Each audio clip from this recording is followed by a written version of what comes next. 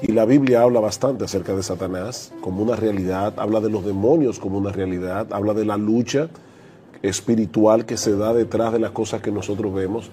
Y ¿sabes qué me llama la atención? El hecho de que mucha gente dice no creer en lo que la Biblia revela acerca de los demonios, acerca de Satanás, pero creen en un montón de cosas que tienen que ver con un mundo espiritual. Y nosotros lo podemos ver aún en los programas de Discovery Channel o algunos de esos canales de televisión que son dados a temas científicos, fenómenos paranormales, hablan de aparición de fantasmas, hablan de muertos que regresan a la vida.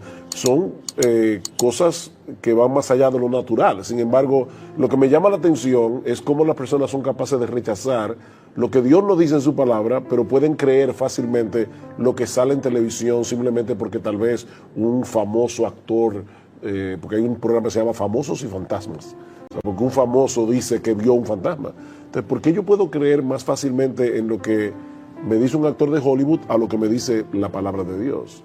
Pero la Biblia claramente enseña, Eduardo y Salvador, nosotros sabemos eso, que hay demonios y que hay un diablo, un ángel caído que se llama Satanás. Nosotros no creemos de ninguna manera que haya dos fuerzas que se equiparan, ¿verdad? La fuerza del bien y la fuerza del mal. La del bien representada por Dios, la del mal representada por Satanás. No, Dios es soberano y Dios está por encima de todos los poderes del universo. Ahora, Dios creó seres personales. Y cuando hablamos de seres personales, lo que estamos hablando es los ángeles son seres personales y los hombres son seres personales porque son personas y tienen intelecto, tienen voluntad, tienen emociones. Cuando decimos que un ser humano o un ser angelical tiene voluntad, eso quiere decir que tiene capacidad de decisión. Dios no creó robots que estaban preprogramados. Y en ese sentido lo que la Biblia enseña es que Satanás y los demonios que cayeron con él fueron arrastrados a una rebelión en contra de la autoridad de Dios. ¿La Biblia no especifica por qué se rebelaron?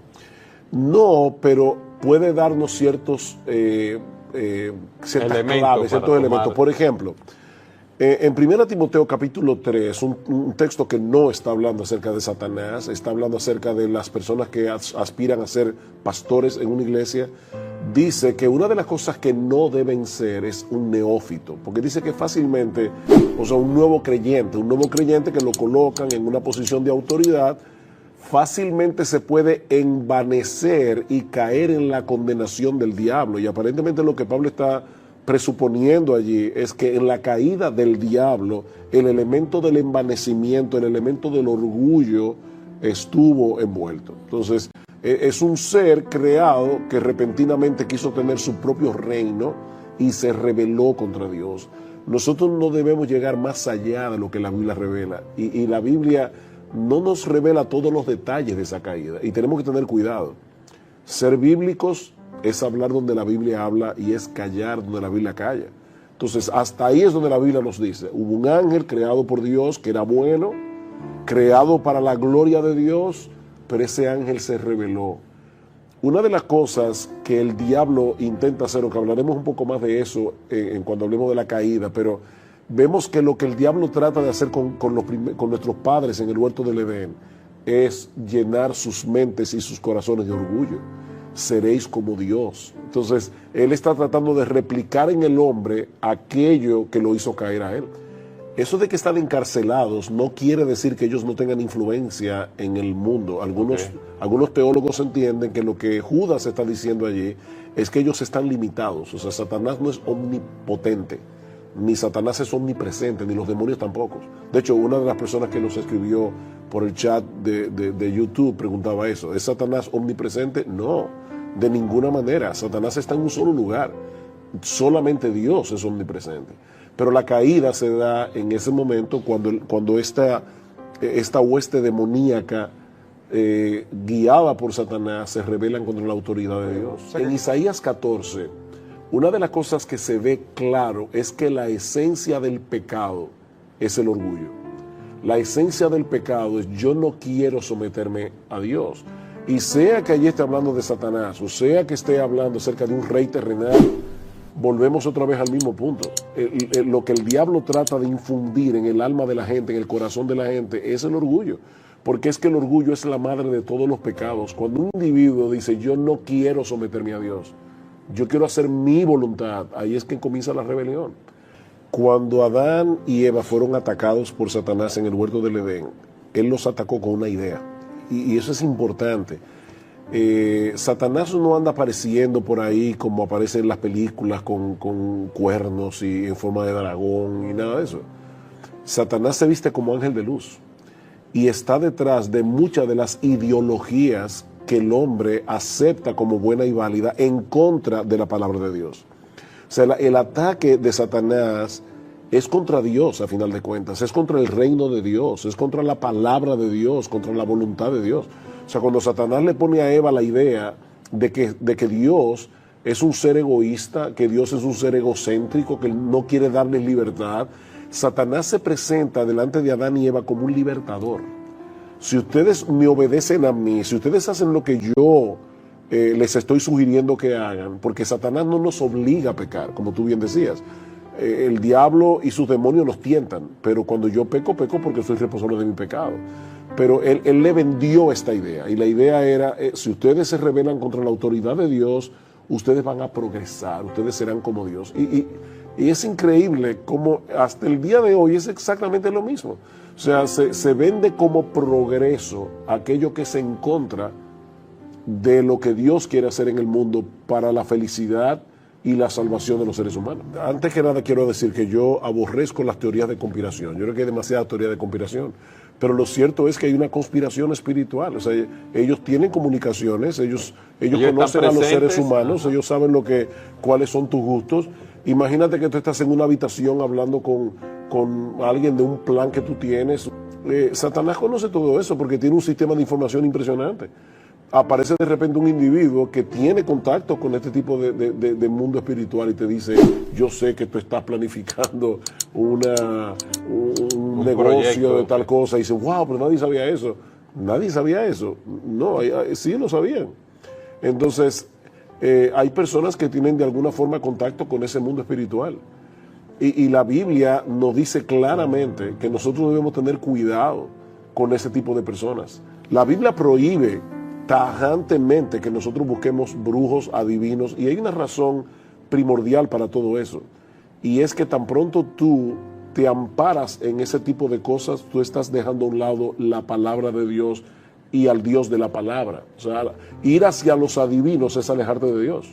Cuando un esposo pelea con su esposa, no se está dando cuenta que Satanás o sus demonios están trayendo discordia para destruir ese matrimonio, y ellos están luchando contra sangre y carne. Él está luchando contra su esposa, la esposa está luchando contra él, y Pablo está diciendo, no se dejen engañar, vuestra lucha no es contra sangre y carne, y tu esposa es de sangre y carne, o tu vecino, o ese hermano de la iglesia con el que tú tienes un problema. No, y que en esa misma carta de Efesios, Pablo habla de las maquinaciones de Satanás. Tú hablabas de que son seres inteligentes.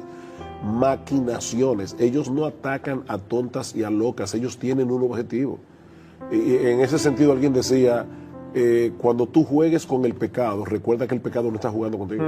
El pecado no está jugando con nosotros.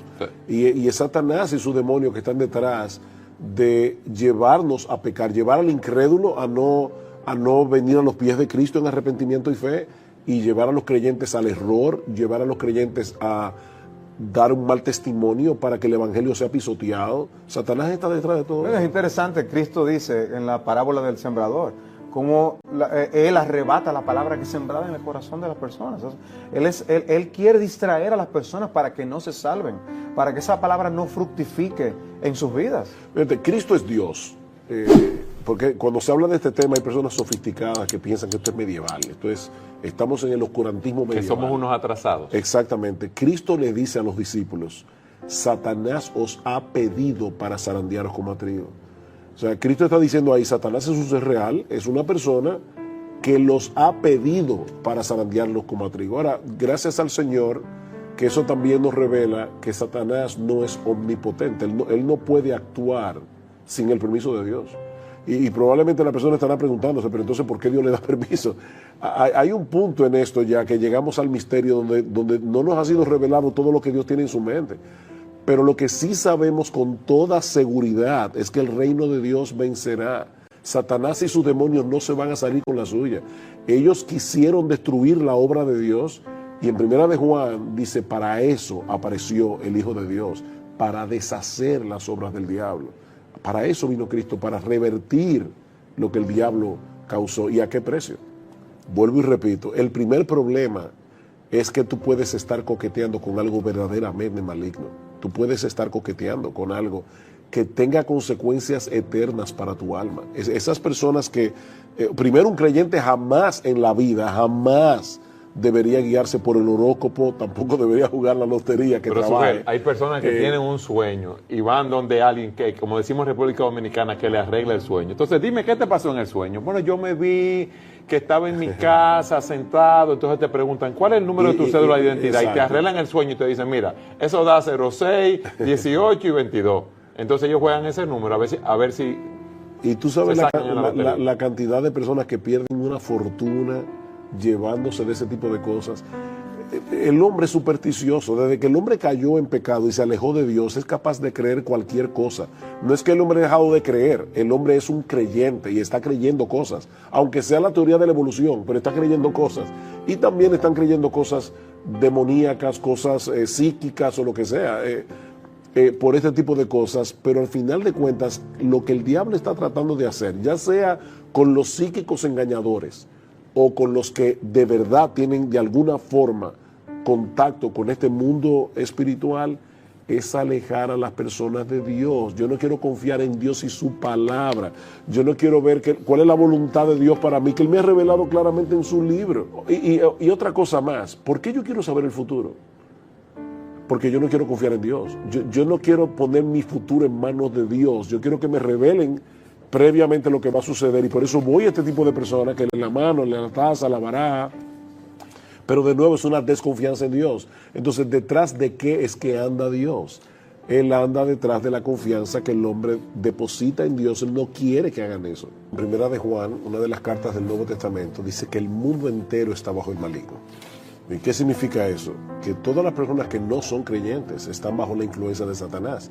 Pero no es lo mismo estar bajo una influencia general de Satanás y sus demonios a estar poseído por un demonio. Una persona que ya, cuando dice que Satanás llenó el corazón de Judas, está usando la misma expresión que se usa en el Nuevo Testamento para hablar de la llenura del Espíritu Santo. La palabra llenura en ese caso es control. O sea, la idea es una persona llena del Espíritu Santo. Todos los creyentes tienen el Espíritu Santo, pero hay personas que están más bajo el control del Espíritu y su palabra. Bueno, de igual manera, los no creyentes están bajo el maligno, pero hay personas que están más bajo el control de ese mundo espiritual. Y son personas que llegan a estar posesas por demonios. Y en muchos de los casos son personas que voluntariamente comenzaron a coquetear con ese mundo de alguna forma. O sea, eso no pasa a tontas y a locas. Es imposible que alguien habitado por un ser tan poderoso, todopoderoso como es el Espíritu de Dios, permita al mismo tiempo que sea un creyente poseído. Y Juan lo dice claramente, el que está en nosotros es mayor que el que está en el mundo, y el maligno no nos toca. No nos toca en ese sentido, porque definitivamente Satanás y sus demonios tientan a los creyentes. Dice Santiago capítulo 1 versículo 13, cada uno es tentado cuando de su propia concupiscencia, es decir, de esos deseos pecaminosos que ya están en ti, somos atraídos y seducidos hacia el pecado. Y en Efesios, cuando dice, vístanse de toda la armadura de Dios para que podáis resistir el ataque de Satanás. O sea que, de hecho, yo creo que es importante decir esto para personas que nos están mirando. Hay creyentes que tienen una lucha horrible con pensamientos y piensan, como el personaje de Bunyan, que esos pensamientos salen de su corazón, y a veces llegan hasta blasfemias, o están leyendo las escrituras y de repente tienen dudas que vienen. Esos son los dardos de fuego del maligno de los que habla Satanás. Y que habla Pablo en Efesios, perdonen. El punto sigue siendo que esos dardos de fuego, yo tengo que defenderme de ellos con el escudo de la fe. Yo creo lo que Dios dice, yo creo en la palabra de Dios. Y yo le diría a una persona, porque alguien preguntó acerca de eso aquí, yo le diría a una persona, llena tu mente de Cristo, porque también a veces estamos tan pendientes, así como hay personas que no creen en el diablo, Hay personas que tienen su mente tan concentrada en los temas demoníacos y satánicos que no le dan lugar al evangelio, no le dan lugar a pensar y meditar en la persona de Cristo y en la gloria de Cristo. Entonces, en ese sentido, yo le diría, no estés tan pendiente de esos pensamientos que vienen a ti, porque son dardos de fuego del maligno. No te tomes tan en serio, en otras palabras. ¿Cómo nosotros podemos creer que en la Segunda Guerra Mundial una persona como Hitler decidió exterminar a todo millones de personas? ¿Qué influencia demoníaca puede haber allí cuando un ser humano se levanta y extermina, o como está pasando hoy día, con etnias completas que son barridas por otras etnias que se creen superiores? Eso es demoníaco. Pero no podemos ver a Satanás y sus demonios únicamente en cosas tan dramáticas como esa. Vuelvo y repito, en una mentirita blanca. Dice Pablo, Satanás se viste como ángel de luz. Fíjate, por ejemplo, cómo el hombre usa el lenguaje en el día de hoy. Y yo creo que hay algo demoníaco en eso. Las personas hablan de la libertad de expresión, no hablan de permiso para vender pornografía. Porque la palabra pornografía es muy cruda y no hablan de aborto, no hablan de asesinato, hablan de pro-escogencia, pro-choice, ¿verdad? No, yo no estoy a favor de que maten bebés, yo estoy a favor de la libre elección de la mujer. Es un eufemismo, es una forma de manejar el lenguaje para esconder algo que está terriblemente mal detrás, y en ese sentido Satanás se disfraza como ángel de luz. Él vende el mal como si fuera el bien. Dice, habrá hombres que, porque teniendo cauterizada la conciencia, enseñarán doctrina de demonios. ¿Y cuáles son esas doctrinas de demonios? Que se coman bebés o algo así. No, prohibirán casarse y mandarán abstenerse de alimentos que Dios creó para que con acción de gracias participasen de ellos los creyentes y los que han conocido la verdad. ¿Qué produce el ascetismo? Producen algunos orgullo espiritual por practicar el ascetismo, y en el que está en contra del ascetismo le produce una visión distorsionada de quién es Dios. O sea, Dios es tan malo que nos prohíbe comer lo que a mí me gusta comer. Cuando en 1 Timoteo capítulo 6, versículo 17, dice que más bien Dios es que nos da todas las cosas en abundancia para que las disfrutemos. Entonces yo convierto a un Dios bueno y bondadoso que es dadivoso con sus criaturas en un ser mezquino que quiere llevar al hombre a sufrir, y le pone por delante una comida deliciosa y le dice, no te la comas. Eso parece muy santo. Sin embargo, ¿qué dice Pablo? Es doctrina de demonios. Prohibirle a una persona casarse, eso es doctrina de demonios. Eso es exponer a una persona a cometer pecados y aberraciones. La Biblia dice claramente, Cristo ya venció. No es que Él va a vencer, Cristo ya venció. Amén. ¿Dónde vemos la victoria de Cristo? En su resurrección. Satanás lo llevó a la cruz, pero detrás de Satanás estaba la voluntad de Dios. Dios fue que llevó a Cristo a la cruz, y Él fue voluntariamente a la cruz.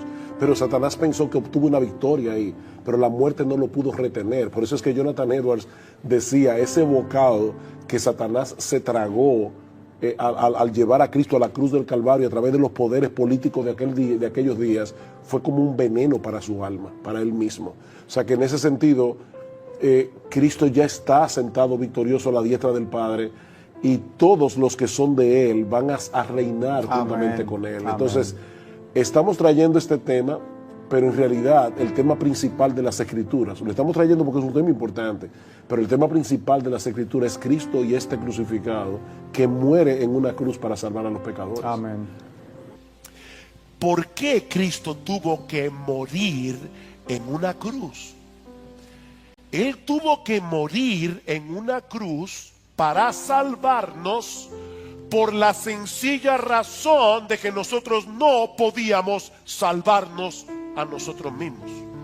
Eso es evidente. Cristo murió en la cruz porque nosotros no podíamos salvarnos a través de nuestras buenas obras. Mis hermanos, el mensaje del Evangelio aplasta completamente nuestro orgullo, porque nos hace ver que no existe la menor posibilidad de salvarnos a través de nuestra obediencia, a través de nuestro esfuerzo personal. Eso es imposible. De ahí la indignación de Pablo con estos creyentes de Galacia. ¿Cómo es posible que ustedes se hayan dejado arrastrar por ese evangelio distorsionado de salvación por obras. Si ustedes saben muy bien que Jesucristo tuvo que morir en esa cruz para salvarnos, porque no podíamos salvarnos a nosotros mismos.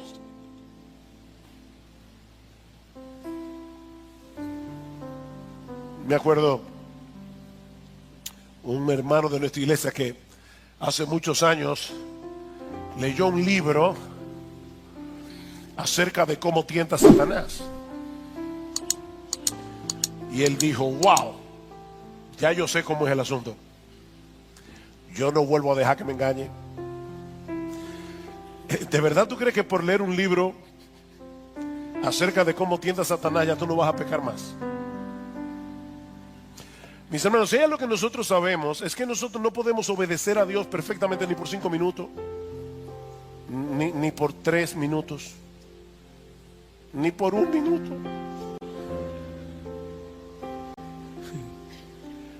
Que no podemos. Y él está diciendo, Gálatas insensatos, ¿cómo es posible que ustedes hayan sido arrastrados? Ustedes vieron a Cristo crucificado con los ojos de la fe. Ustedes entendieron el significado de esa muerte en la cruz. ¿Cómo es que se volvieron atrás? Mis hermanos, y no mis queridos idiotas de IBCJ, no. Mis amados hermanos de IBCJ, esa obra de salvación no necesita de ninguna añadidura de parte nuestra para hacerla más eficaz. ¿Saben por qué? Porque su muerte en la cruz fue más que suficiente para saldar por completo nuestra deuda con la justicia de Dios. No tenemos deudas. Es por eso que Pablo les dice en Gálatas capítulo 2 versículo 21 que tratar de completar esa obra con nuestras obras es hacer nula la gracia de Dios. Vean el versículo 21 del capítulo 2. No hago nula la gracia de Dios, porque si la justicia viene por medio de la ley, entonces Cristo murió en vano. Cristo murió en vano. Fue una muerte innecesaria. Si nosotros pudiéramos contribuir en alguna manera con nuestra salvación, Cristo murió en vano. La ley hubiera sido suficiente para salvarnos. Aquí están los mandamientos, guarden los mandamientos. Pero Cristo tuvo que venir del cielo y morir en la cruz, porque ninguno de nosotros habría podido cumplir a perfección todas las demandas de la ley de Dios, como dice Pablo más adelante en este mismo capítulo, Gálatas capítulo 3 versículo 10, porque todos los que son de las obras de la ley, todos los que están tratando de salvarse a través de las obras de la ley, están bajo maldición. Dios no los está viendo como, qué bien, están haciendo un buen esfuerzo. No, están bajo maldición, porque escrito está: maldito todo el que no permanece en todas las cosas escritas en el libro de la ley para hacerlas. Tú quieres salvarte guardando la ley, tienes que guardarlos todos los días, desde la cuna hasta la tumba, perfectamente. Estás bajo maldición. Pero esa combinación de fe más obras no solo contradice el evangelio, sino que Pablo quiere hacerles ver, en segundo lugar, que también contradice la obra del Espíritu en nosotros. La obra del Espíritu en nosotros, versículo 2. Esto es lo único que quiero averiguar de vosotros. ¿Recibisteis el Espíritu por las obras de la ley o por el oír con fe? Cuando una persona se convierte al Señor Jesucristo por el poder del Espíritu Santo, el Espíritu Santo viene a morar permanentemente en esa persona. Oigan lo que estoy diciendo. Es por medio de su Espíritu que Cristo abre nuestros ojos para que veamos nuestra condición, para que veamos nuestro pecado, para que entendamos qué fue lo que Él hizo en la cruz del Calvario. El Espíritu Santo hace eso. El Espíritu Santo es el que eficazmente a través de la predicación del Evangelio nos mueve a creer en Cristo, y al creer en Cristo el Espíritu de Dios viene a morar permanentemente en nosotros. Cristo vive en nosotros porque su Espíritu mora en nosotros. ¿Recuerdan en el aposento alto cuando los discípulos estaban todos entristecidos porque el Señor les había anunciado que se iba, y Cristo les dice: yo no los voy a dejar huérfanos, yo vendré a vosotros como en el Espíritu, yo rogaré al Padre y os dará otro consolador, el Espíritu de verdad. Yo no los voy a dejar huérfanos. De hecho, en Gálatas capítulo 4, versículo 6 dice explícitamente: porque sois hijos de Dios, Dios ha enviado el Espíritu de su Hijo a nuestros corazones, clamando: Abba, Padre. El Espíritu de Cristo vive en nosotros. Romanos capítulo 8, versículo 9: si alguno no tiene el Espíritu de Cristo, el tal no es de Él. La pregunta es: ¿cómo fue que ustedes recibieron el Espíritu?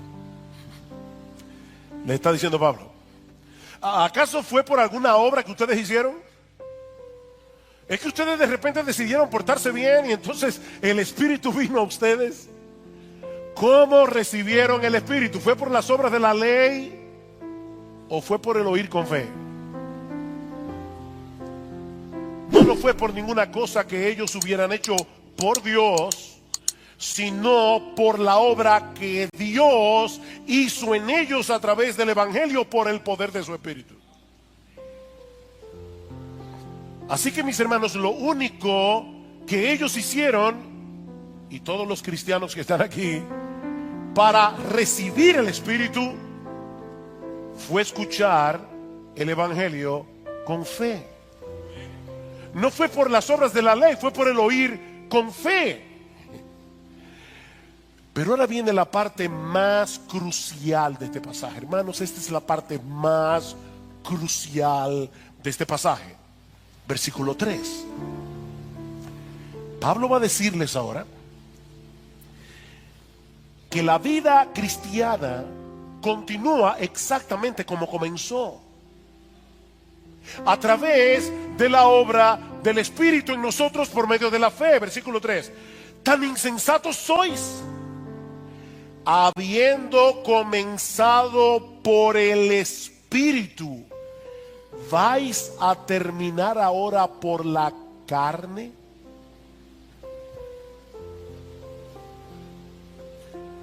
Pablo quería que estos creyentes pensaran, y yo quiero que ustedes lo hagan también, porque lo que Pablo está diciendo aquí no es simple.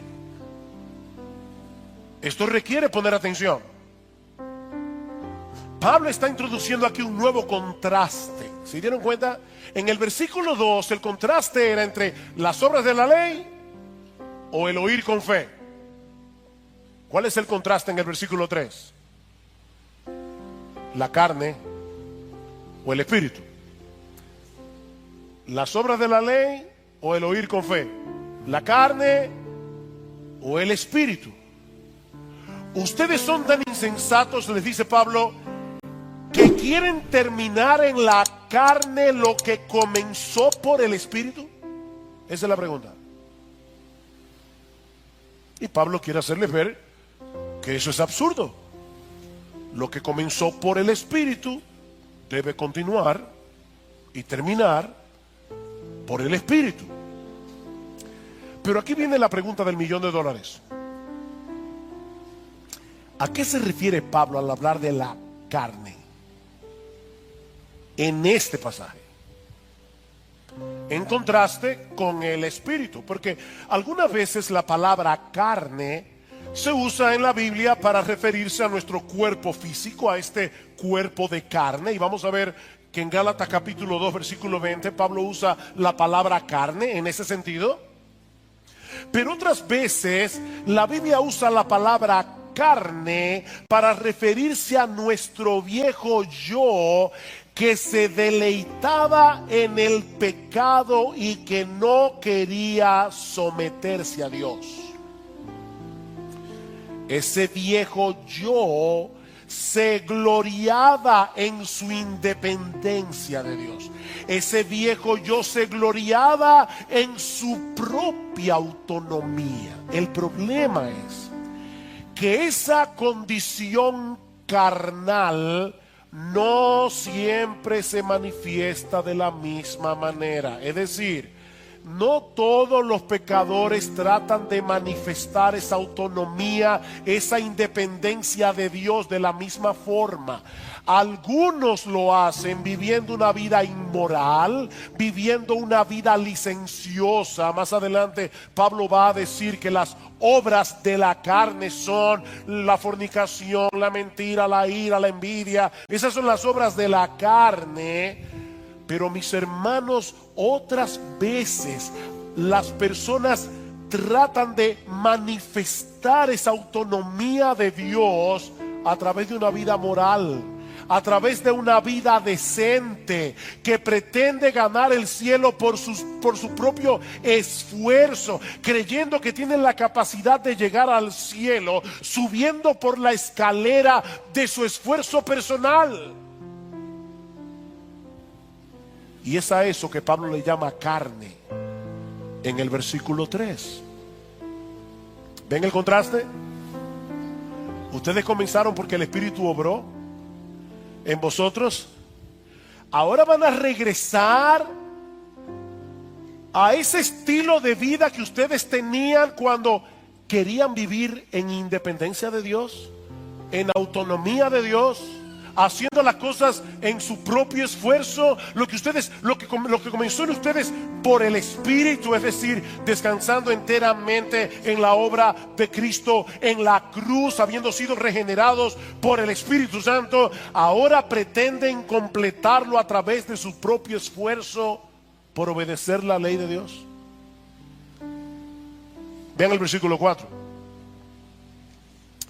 ¿Habéis padecido tantas cosas en vano? Si es que en realidad fue en vano. La palabra que se traduce como padecer aquí significa literalmente experimentar, y es el contexto el que debe ayudarnos a decidir si se trata de una experiencia negativa como el sufrimiento, la persecución, o si se trata de una experiencia positiva, que es lo que yo creo que Pablo está señalando aquí. Ustedes experimentaron, por el contexto, la bendición del nuevo nacimiento, experimentaron la bendición de haber nacido de nuevo en Cristo para salvación, experimentaron el haber recibido el Espíritu Santo, y todo eso únicamente por recibir por medio de la fe el mensaje del Evangelio. Y ahora Pablo pregunta: ¿es que acaso todo eso fue en vano? ¿Que ahora quieren sustituir la fe por las obras, el Espíritu por la carne? Mis hermanos, la vida cristiana debe continuar exactamente como comenzó, descansando por la fe en las grandes verdades del Evangelio. Versículo 5. Aquel pues que os suministra el Espíritu y hace milagros entre vosotros, ¿lo hace por las obras de la ley o por el oír con fe? Miren, yo creo que hay pocos pasajes en el Nuevo Testamento que sean tan importantes para la vida cristiana que el capítulo 3, versículo 5 de Gálatas. Pablo ha venido hablando de lo que ellos habían experimentado en el pasado, ¿se dieron cuenta? Pero ahora se refiere a lo que estaba sucediendo en medio de ellos en el presente. ¿Vieron el cambio del tiempo? ¿cómo es que Dios nos suministra ahora?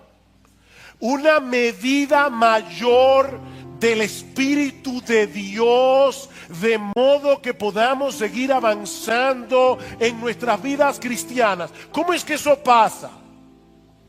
Es por esforzarnos lo más que podamos en obedecer a Dios, o es por el oír con fe.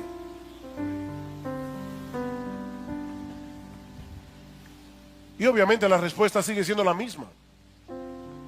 Es por el oír con fe. La vida cristiana comienza por fe, la vida cristiana continúa por fe, la vida cristiana termina con fe. Es lo mismo que Pablo les había dicho unos versículos antes, Gálatas capítulo 2, versículo 20. Gálatas capítulo 2, versículo 20, alguien decía que Gálatas capítulo 3, versículos 1 al 5, no es otra cosa que un comentario ampliado de Gálatas capítulo 2, versículo 20. Así que lean Gálatas 2.20, que yo sé que ustedes conocen muy bien, algunos de memoria. Lean Gálatas 2.20 teniendo en cuenta todo lo que hemos dicho ya de Gálatas 3. Dice Pablo: con Cristo he sido crucificado. Y obviamente el pronombre tácito y sobreentendido es yo. Con Cristo yo he sido crucificado. De manera que ya no soy yo el que vive. Déjenme hacerles una pregunta. Mis hermanos, ¿quién es el yo que ha sido crucificado con Cristo? La respuesta es el viejo yo insubordinado que se gloriaba en su autonomía, el que quería hacer las cosas en sus propias fuerzas para llevarse la gloria, porque el que recibe el poder, el que da el poder, recibe la gloria, ¿verdad? El que da el poder, recibe la gloria. Si yo hago las cosas, los niños, una de las primeras cosas que aprenden a decir es yo solo. Ellos quieren hacer las cosas por sí mismos. Y por supuesto, eso es lo que le pasa al legalista. El legalista quiere obedecer, hacer las cosas en sus propias fuerzas. Y por supuesto le va a pasar lo siguiente: si tiene una pequeña victoria, se va a enorgullecer, porque fue en su propia fuerza. Pero si tiene una derrota, se va a frustrar. El legalista vive en esas dos ondas, o en orgullo o en frustración. Dice Pablo: ese yo fue crucificado con Cristo. Por lo tanto, ya no soy yo el que vive, sino que Cristo vive en mí. Otra vez, ¿cómo es que Cristo vive en mí? Por su Espíritu. Ya no vivo yo, es Cristo el que vive en mí. ¿Significa eso que ya yo no tengo ninguna responsabilidad en cuanto a mi vida cristiana? Lo único que yo tengo que hacer es quedarme tranquilo para que Cristo viva su vida en mí. No. Sigan leyendo. Y la vida que ahora vivo en la carne, perdonen otra vez que sea tan necio, pero ahora el necio soy yo, lo admito. ¿Quién es el sujeto tácito y sobreentendido de esa oración? La vida que ahora vivo, ¿quién? Yo, en la carne, es decir, la vida que vivo yo, mi nuevo yo regenerado que todavía permanece en este cuerpo físico, en este cuerpo de carne, pero que ahora tiene la bendición de contar con la presencia permanente del Espíritu Santo que nos mueve a la obediencia. Entre paréntesis. La vida que ahora vivo yo, mi nuevo yo, el regenerado, no el degenerado, sino el regenerado. La vivo por fe, yo la vivo por fe en el Hijo de Dios, el cual me amó y se entregó a sí mismo por mí. ¿Cuál es la clave de mi nueva vida en Cristo? La fe en el Hijo de Dios que me amó y se entregó a sí mismo por mí. Mis hermanos, lo que Pablo está diciendo aquí es lo siguiente: soy yo el que tiene la responsabilidad de vivir la vida cristiana. Así como nadie se arrepintió por mí, ni creyó por mí cuando yo vine a Cristo en arrepentimiento y fe, nadie puede obedecer por mí, nadie puede leer la Biblia por mí, ni orar por mí, ni venir a la iglesia por mí, ni luchar contra el pecado por mí. Nadie puede hacer eso.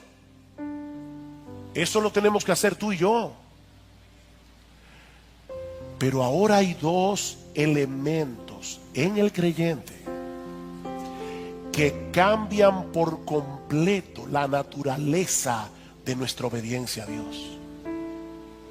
La primera es que ahora no hago ninguna de esas cosas para ganarme el favor de Dios, sino con la tranquilidad de que ya tengo por completo su favor únicamente por causa de la obra de Cristo en la cruz del Calvario. Esa es la gran diferencia entre el legalista y el cristiano. El legalista obedece para ser aceptado por Dios, mientras que el creyente obedece con la gratitud y el gozo de saber que ya fue aceptado. Hay una diferencia. Fuimos aceptados por los méritos de otro, no por los nuestros, sino por los de nuestro bendito Señor y Salvador Jesucristo. Noten lo que dice Gálatas capítulo 5 versículo 6, y me encanta este texto. Dice: porque en Cristo Jesús, versículo 5, porque nosotros por medio del Espíritu esperamos por fe la esperanza de justicia. Wow, aquí están todos los elementos. Nosotros por medio del Espíritu,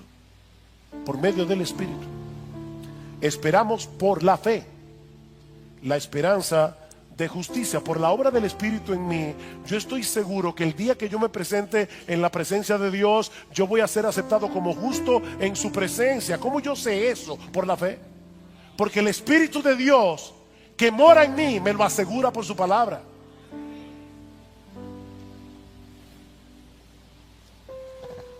El otro elemento que cambia por completo la naturaleza de nuestra obediencia es que ya no dependemos de nuestras propias fuerzas y de nuestros propios recursos para vivir la vida cristiana, sino que lo hacemos en el poder del Cristo resucitado que vive en mí por su Espíritu.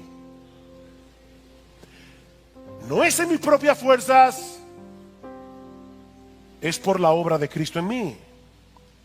Así que el asunto no es que ahora que somos cristianos ya no importa si obedecemos o no los mandamientos, porque mi salvación depende de Cristo. Él obedeció la ley en mi lugar y por lo tanto ya yo no tengo que afanarme tanto con ese asunto de la obediencia. No. De hecho, escuchen lo que sigue diciendo Pablo en Gálatas capítulo 5, inmediatamente después de haber dicho que él espera por la fe, la justicia, por el Espíritu. Dice el versículo 6: porque en Cristo Jesús ni la circuncisión ni la incircuncisión significan nada, sino la fe que obra por el amor. La fe que obra por el amor. Somos salvos únicamente por medio de la fe, pero la verdadera fe es una fe que produce obras de amor a Dios y de amor al prójimo. Si una fe no produce obras, es una fe muerta, y una fe muerta no va a salvar a nadie. La fe obra por el amor. Versículo 13, porque vosotros, 5:13, porque vosotros, hermanos, a libertad fuisteis llamados, solo que no uséis la libertad como pretexto para la carne, sino servíos por amor los unos a los otros, porque toda la ley en una palabra se cumple en el precepto: amarás a tu prójimo como a ti mismo. ¿Ven el punto? No es que a mí no me importa la ley, es que ahora yo tengo un nuevo impulso para cumplir la ley. No perfectamente, pero sí sinceramente.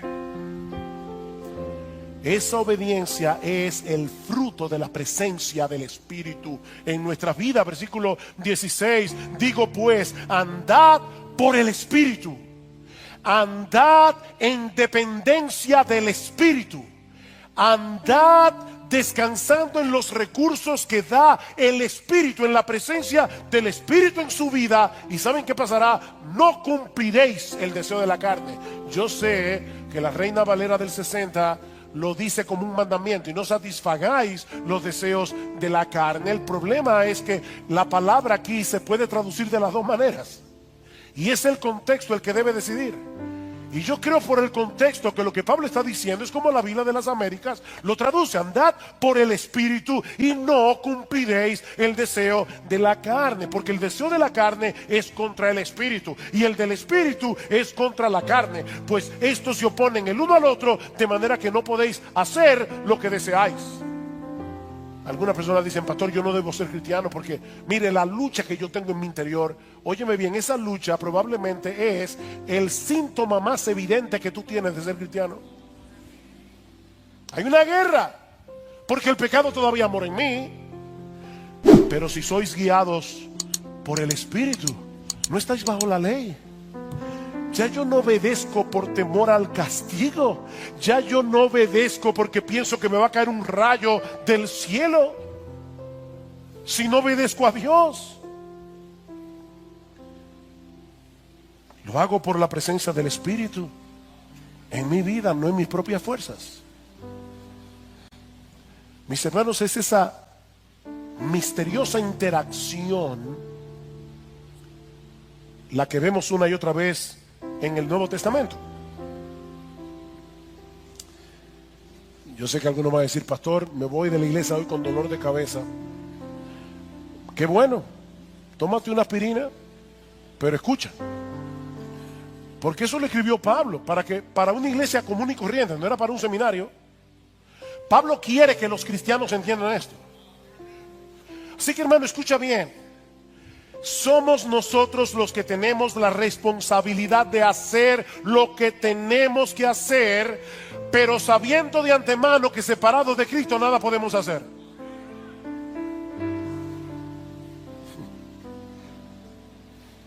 ¿Tú oíste eso? Somos nosotros los que tenemos que hacer lo que tenemos que hacer, pero sabiendo de antemano que separados de Cristo nada podemos hacer. Tenemos que vivir en dependencia del Espíritu que vive en mí y que obra en mí. Oigan estos textos rápidamente. Colosenses 1:29. Y con este fin también trabajo, dice Pablo, esforzándome. Yo trabajo esforzándome según su poder que obra poderosamente en mí. Yo trabajo, yo me esfuerzo, amparado en ese poder. Colosenses 2:6-7. Por tanto, de la manera que recibisteis a Cristo Jesús el Señor, por la fe, ¿verdad? Andad así en Él. Debe continuar como comenzó. Tú lo recibiste por la fe, a Cristo. Sigue así. Filipenses 2:12-13. Así que, amados míos, tal como siempre habéis obedecido, no solo en mi presencia, sino ahora mucho más en mi ausencia, ocupaos en vuestra salvación con temor y temblor. ¿Quién es el que debe ocuparse en mi salvación con temor y temblor? Yo. Porque Dios es quien obra tanto el querer como el hacer en nosotros por su buena voluntad. Ocúpate, porque Dios obra. La obra de Dios no debe llevarme a no hacer nada, sino a ocuparme en mi salvación con temor y con temblor. Primera de Pedro 4:10. Según cada uno ha recibido un don especial, úselo sirviéndoos los unos a los otros como buenos administradores de la multiforme gracia de Dios. El que habla, que hable conforme a las palabras de Dios. El que sirve, que lo haga por la fortaleza que Dios da.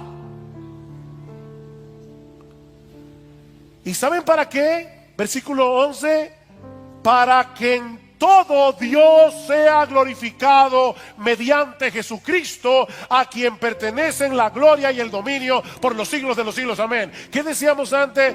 El que da el poder recibe la gloria, y el que da el poder para poder servirnos en amor los unos a los otros es Cristo, que vive en su espíritu en mí. Él se lleva la gloria. Mire, pastor, hasta aquí lo entiendo de forma teórica. Pero ¿cómo se hace eso? Y yo quiero ser lo más práctico que yo pueda en esta mañana. Yo no quiero que usted vaya de aquí diciendo, bueno, yo entendí la teoría, pero no sé cómo poner esto en la práctica. ¿Cómo es que yo puedo hacer lo que tengo que hacer, pero en dependencia del Espíritu? Aquí está la respuesta, y la voy a ampliar, no se preocupen. Confiando por la fe en el Evangelio de Cristo y amparándonos por fe en todas las promesas de Dios reveladas en las Escrituras y que han venido a ser nuestras por causa de Cristo. Oigan otra vez el versículo 5 de Gálatas 3, y por eso les decía que este texto es tan importante. Aquel pues que os suministra el Espíritu. Nosotros queremos ser llenos del Espíritu. Nosotros queremos tener más de la influencia del Espíritu, ¿no es así? Aquel pues que os suministra el Espíritu y que hace milagros entre vosotros, ¿lo hace por las obras de la ley o por el oír con fe? El oír con fe, ¿el qué? El Evangelio. Versículo 6. Así Abraham creyó a Dios y le fue contado como justicia. Por consiguiente, sabed que los que son de fe, estos son hijos de Abraham. Los que creyeron en ese Evangelio que Dios le reveló a Abraham y que él creyó por la fe. ¿Cómo es que Dios nos suministra el Espíritu? ¿Cómo es que Dios hace milagros entre nosotros? Por el oír con fe el Evangelio de Cristo, por ampararnos por fe en todas las promesas de Dios reveladas en las Escrituras y que han venido a ser nuestras por causa de Cristo. Segunda a los Corintios capítulo 1 versículo 20. Todas las promesas de Dios son en Él sí y en Él amén. Si tú no estás en Cristo, las promesas de Dios no son para ti. Pero si tú estás en Cristo, Él compró todas esas promesas con su sangre para ti. Déjenme poner un ejemplo práctico. No se preocupen que vamos a terminar, creo que a tiempo. No se afanen.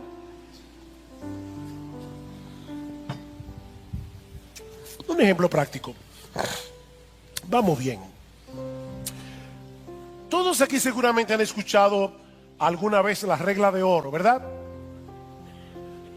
Todo cuanto queráis que os hagan los hombres, así también haced vosotros con ellos, porque esta es la ley y los profetas. Obedecer ese mandamiento es cumplir toda la ley. Hazle al otro el bien que tú quieres que te hagan a ti. Ahora, mis hermanos, piensen en la implicación de ese mandamiento. Obedecer este mandamiento en nuestra propia fuerza no es difícil, es imposible. ¿No es así? De verdad, esto es imposible. Nos amamos demasiado a nosotros mismos como para poder hacer con los demás lo que nosotros queremos que los demás hagan con nosotros. Pero ahí está el mandamiento. No podemos borrarlo de la Biblia. Y tenemos que obedecerlo porque esa es la voluntad de Dios. Ok. Si tú conoces bien tu Biblia, probablemente te diste cuenta que yo salté 2 palabras del texto. Y 2 palabras que hacen toda la diferencia. Este texto comienza de esta forma. Por eso, todo cuanto queráis que os hagan los hombres, así también haced vosotros con ellos, porque esta es la ley y los profetas. Este mandamiento no funciona en un vacío. Es la conclusión de algo que Cristo viene diciendo. ¿Y qué es lo que Cristo venía diciendo? Pedid y se os dará. Buscad y hallaréis, llamad y se os abrirá, porque todo el que pide recibe, y el que busca halla, y el que llama se le abrirá. ¿Qué hombre hay entre vosotros que si su hijo le pide pan, le dará una piedra, o si le pide un pescado, le dará una serpiente? Pues si vosotros, siendo malos, sabéis dar buenas dádivas a vuestros hijos, ¿cuánto más vuestro Padre que está en los cielos dará buenas cosas a los que le pidan? Por eso, dedícate a cumplir la regla de oro. Mis hermanos, la razón por la que nosotros somos tan egoístas es porque pensamos en lo más profundo de nuestro corazón que si no nos ocupamos de nosotros mismos, nadie lo hará. Pero Cristo nos está liberando aquí. Cristo nos está dando una promesa en este texto de la cual podemos y debemos apropiarnos por la fe todos aquellos que estamos en Cristo. Tú tienes un Padre en los cielos que cuida de ti. Ampárate por la fe en esa promesa, porque esa promesa es tuya. Romanos 8:32 es la madre de todas las promesas. El que no escatimó ni a su propio Hijo, sino que lo entregó por todos nosotros, ¿cómo no nos dará juntamente con Él todas las cosas? ¿Tú crees en eso? Esa es una promesa del Evangelio que Cristo compró con sangre para ti.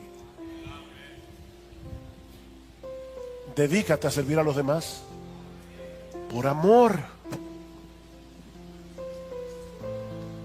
Y que nadie piense que eso significa que Dios nos va a dar todas las buenas cosas que yo quiero, ¿verdad? Como decíamos una vez, alguien decía, en la vida lo más importante son las cosas pequeñas, un pequeño yate, una pequeña mansión, una pequeña fortuna. No es eso lo que Pablo está diciendo. Porque más adelante dice que por causa de Cristo somos muertos cada día, somos perseguidos, tenemos espada, pero aún a pesar de todas esas persecuciones, Dios nos va a dar todo lo que necesitamos para vivir una vida bienaventurada, que le glorifique a Él y que sea de bendición para otros.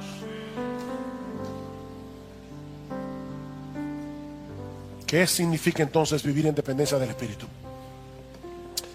Ok, déjenme responder esta pregunta con un acróstico para terminar. Un acróstico que aprendí hace un tiempo atrás y que ha sido muy útil para mí, tanto para mi vida cristiana como para mi ministerio. Cada vez que voy a predicar, yo recuerdo este acróstico. Adaptado al español es ROCA, con doble A. ROCA. Reconoce, ora, confía, actúa y agradece. Y por si acaso, estos no son los 5 pasos para una vida exitosa y feliz. No, esto es un hábito de vida que tú debes desarrollar, que vas a internalizar y que te va a ayudar de una manera casi natural. Va a ser como una nueva naturaleza en ti, a depender del Espíritu y tener que decir, paso 1, reconoce, paso 2. No. Internaliza esto. ROCA. En primer lugar, reconoce. Mi hermano, reconoce que en ti mismo eres un 0 a la izquierda. reconoce que no tienes capacidad alguna para vivir tu vida cristiana. Una y otra vez trae a tu mente la figura que usa Jesús en Juan capítulo 15. Permaneced en mí y yo en vosotros, como el pámpano no puede llevar fruto por sí mismo si no permanece en mí, así tampoco vosotros si no permanecéis en mí. Yo soy la vid, vosotros los pámpanos. El que permanece en mí y yo en él, este lleva mucho fruto en la permanencia, porque separados de mí nada podéis hacer. Es por eso que se llama el fruto del Espíritu. ¿Se dieron cuenta de la diferencia en Gálatas? Las obras de la carne, el fruto del Espíritu, que se produce cuando tú dependes de Jesús. Así que en primer lugar, reconoce, mi hermano, reconoce. Miren, créanme, cada vez que yo voy a pararme a predicar, voy a revelar algo muy, muy íntimo de mi corazón, pero cada vez que yo voy a pararme a predicar, yo recuerdo, Señor, yo sé que no importa cómo yo predique, no importa cómo yo presente el mensaje, si tu Espíritu Santo no hace algo, los muertos no van a vivir y los cristianos de esta iglesia no van a ser edificados. Eso solamente puede hacerlo el Espíritu Santo. No hay un hombre que tenga esa capacidad. Reconoce eso. En segundo lugar, ora, mi hermano, clámale a Dios conforme a lo que Él ha prometido en su palabra, que te conceda la gracia que tú necesitas para vivir para Él, para poder obedecerle, para poder amar a otros con un amor incondicional. Ora. Escucha cómo Pablo oraba por los creyentes de Colosa. Y aprópiate de esa oración para orar por ti y para orar por otros. Por esta razón también nosotros, desde el día que lo oímos, no hemos cesado de orar por vosotros y de rogar que seáis llenos del conocimiento de su voluntad, en toda sabiduría y comprensión espiritual, para que andéis como es digno del Señor, agradándole en todo, dando fruto en toda buena obra y creciendo en el conocimiento de Dios, fortalecido con todo poder según la potencia de su gloria.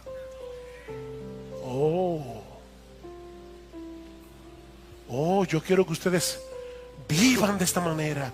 Yo quiero que ustedes agraden a Dios, pero fortalecido con todo poder en toda potencia de su gloria. Señor, dame ese poder. Dame ese poder. Señor, yo no puedo vencer la envidia de mi corazón. Yo no puedo vencer la lujuria de mi corazón. Yo no puedo vencer la ira que hay en mí. Yo no puedo. Ora. En tercer lugar, confía. Confía, mi hermano, en las promesas. En las promesas que Dios nos ha dejado en su palabra, porque Él es un Dios fiel. Él ha prometido capacitarnos. Él ha prometido estar con nosotros todos los días hasta el fin del mundo. Él ha prometido ser nuestro amparo y fortaleza en momentos de necesidad. Ampárate por fe en todo lo que Dios nos ha prometido en Cristo, porque, mi hermano, eso es lo que energiza nuestra obediencia.